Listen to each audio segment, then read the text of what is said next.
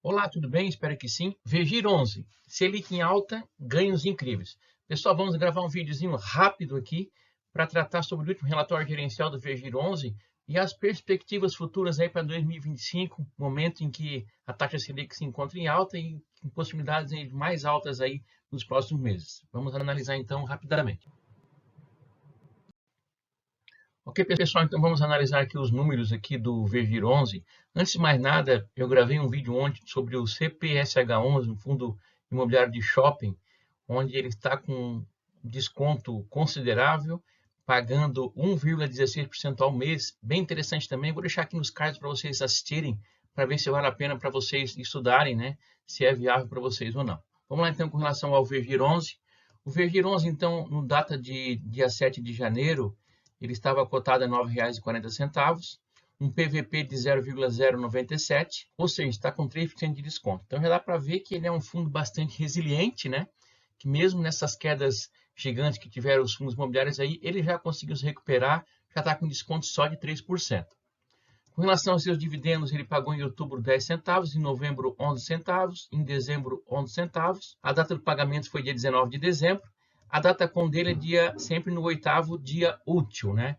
Então, por isso que ele ainda não anunciou os dividendos de janeiro. Deve anunciar isso na semana que vem. Nós temos aqui o gráfico de cotação, né? Onde mostra que ele vem desde janeiro de 2024, do ano passado, ele vem lateralizando aqui entre 9,50 e R$ 10. Isso se manteve praticamente até o mês de novembro. Final de novembro teve aquela queda considerável aqui que todos os fundos imobiliários tiveram, né? Chegou aqui a ser cotado na faixa aqui de 8,20, 8,30 e já recuperou bastante, né? Já está na faixa aqui de 9,40, próximo de 9,50. Então, realmente, um fundo bastante interessante. Quem comprou aqui embaixo nessa queda realmente vai ganhar muito dinheiro, mas ainda está num momento interessante aqui, para a gente estudar, ver se vale a pena ou não para cada um, né? Com relação aos dividendos, então, ele vem pagando aqui, então, pagava 10 centavos, agora pagou os últimos 2 meses, no caso aqui, 11 centavos, né? Lembrando que com a taxa Selic, ele tenderá, certamente, talvez chegar aqui na faixa do 12, quem sabe até 13 centavos. Vamos analisar o relatório para ver se isso será possível ou não.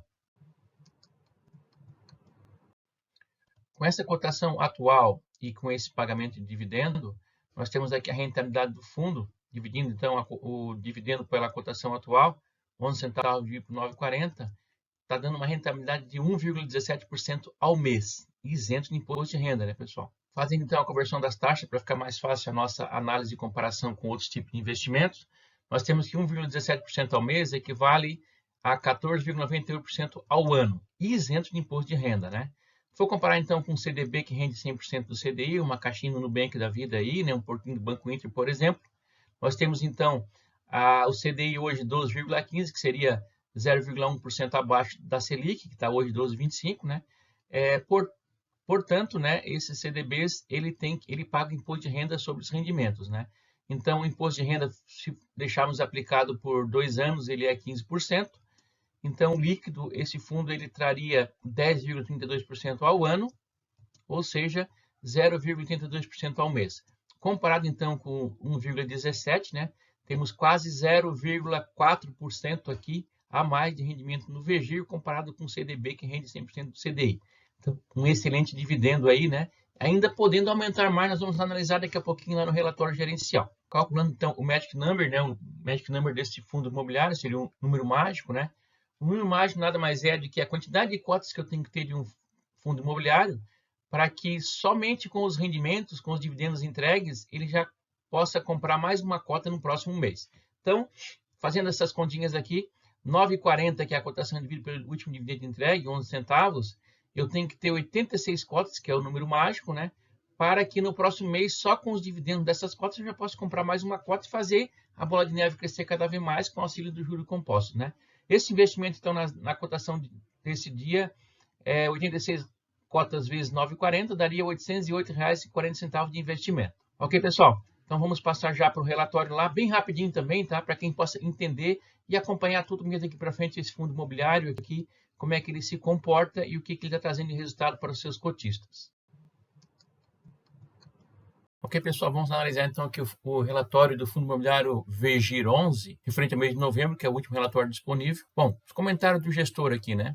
O fundo encerrou o mês de novembro de 2024 com 86,4% do seu patrimônio líquido alocado em CRI, distribuídos em 51 diferentes operações, num total investido de 1.214 milhões. Os recursos líquidos estavam investidos em estrutura de caixa. Então, somente 86% do fundo, né, ele está investido, né, em CRIs. O restante está em caixa. Então, tem bastante caixa ainda esse fundo aí, que é bastante interessante nesse momento também, né? Ele fala que ao longo do mês de novembro, o fundo adquiriu um total de 51 milhões em CRIs distribuídos em 7 operações, sendo que 6 já existentes na carteira. O ativo novo adquirido no portfólio foi o CRI Matarazzo 340E, com cupom de CDI mais 4,95% ao ano.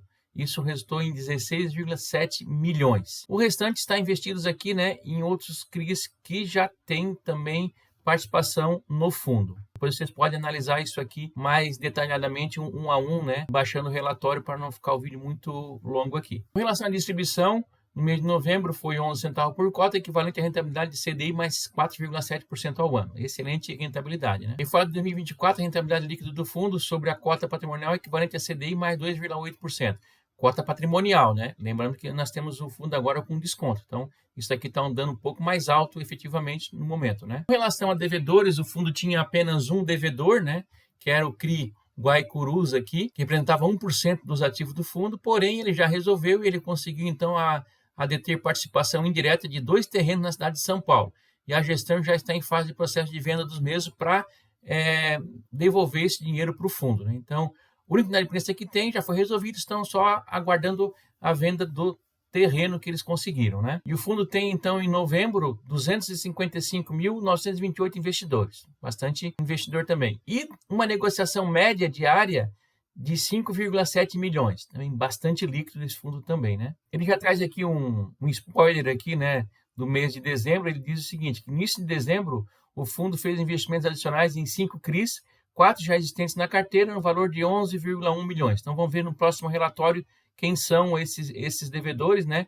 E qual é esse novo que entrou também. Mas apenas 11,1 milhões, né? Ele tem bastante dinheiro em caixa aí, nós vamos ver isso depois, né? Aqui já temos a DRE do fundo, então, em novembro de receita deu 17 milhões e 900 mil, comparado com outubro, que era 17 milhões 536 mil. Então, em torno de uns 400 mil reais de diferença, né? Porém, o resultado aqui em novembro deu 16 milhões e 545 mil e em outubro 16 milhões e 179 mil. Então, em torno de 400, próximo de 400 mil reais a mais também, né?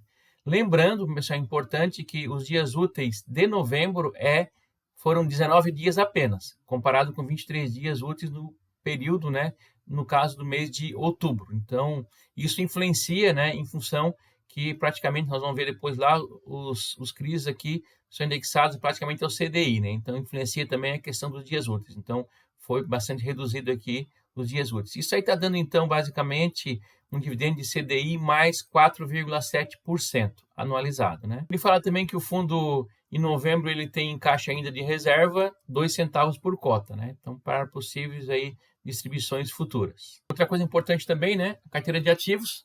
Nós temos aqui praticamente aqui 4 ativos aqui que ultrapassam os 5%, mas não chega a 6%, tá?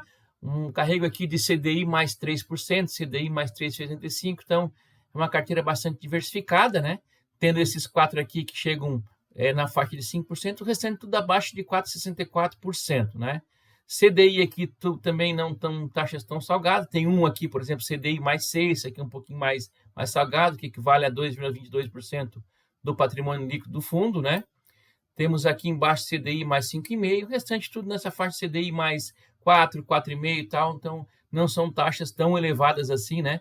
E então, portanto, temos esse ponto de atenção nesses 4 primeiros devedores aqui, que passa de 5% PL, mas não chega a 6%, tá? Não é aquela exorbitância também, né, de concentração. Porém, né, analisando aqui os emissores aqui, nós temos aqui 3 deles são do mesmo emissor, né? Então, aqui realmente acaba tendo uma concentração aqui de em torno de 15%, né? Se for avaliar o devedor, né, em si. Aqui embaixo, então, no resultado, ele mostra que ele tá com caixa de 191 milhões, Lembrando que ele já usou 11 milhões ali, né? Então, mesmo assim, né? Então, 180 milhões de caixa ele ainda tem para fazer ótimos negócios, né?